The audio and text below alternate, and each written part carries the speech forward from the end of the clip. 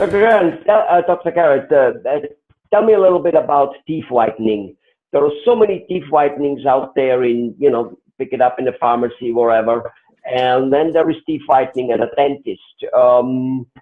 Why would anybody want to go to a dentist if it's all available out there? Give us the pros, the cons, when it's good to be just getting something over the counter and when it's better to go to a dentist. I always tell people this. It really depends on the results that you want. There's some really good products out there that are over the counter. And a lot of these over the counter products, the results that people get, people are really happy with. The only thing is with a lot of these over the counter products that the results are not as permanent.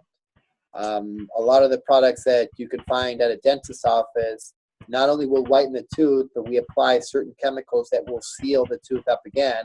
Because when we're whitening, we're really just opening up the pores, the tubules, whatever, we can get all the technical, but we're opening up and we're allowing the stain to come out.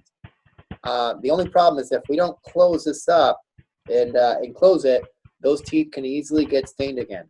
So there's many methods out there. There's many techniques. I always tell people, listen, you want to do whitening, you don't want to do it in office. You want to, pay X amount of dollars. You can get it over the counter. You can get it at Walmart, Costco, any of these, stores.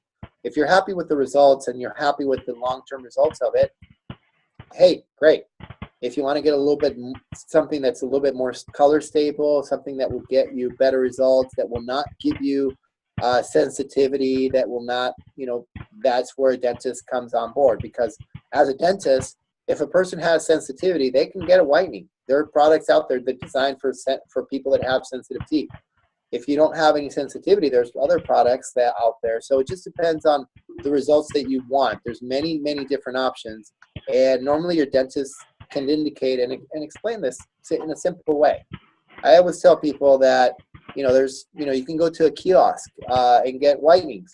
And unfortunately, sometimes a lot of the chemicals that they use are the same chemicals that are over the counter that you can buy at the store yourself, because they're not licensed to have the intensity of the products that we use, because they have to be used under direct supervision.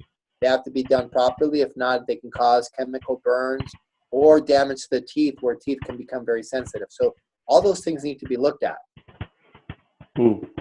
So basically, it's okay for a person to go ahead and, if he thinks that his situation can be fixed, try some of that stuff if he really wants to. I want to be perfectly clear on one thing. Anybody that does an over-the-counter whitening, make sure that they don't have any infections on their teeth. They don't have gum disease. They don't have any open wounds. They don't have any open cavities or any holes in their teeth, because they will develop a very serious infection or very painful situation that they need to discontinue the use of that product.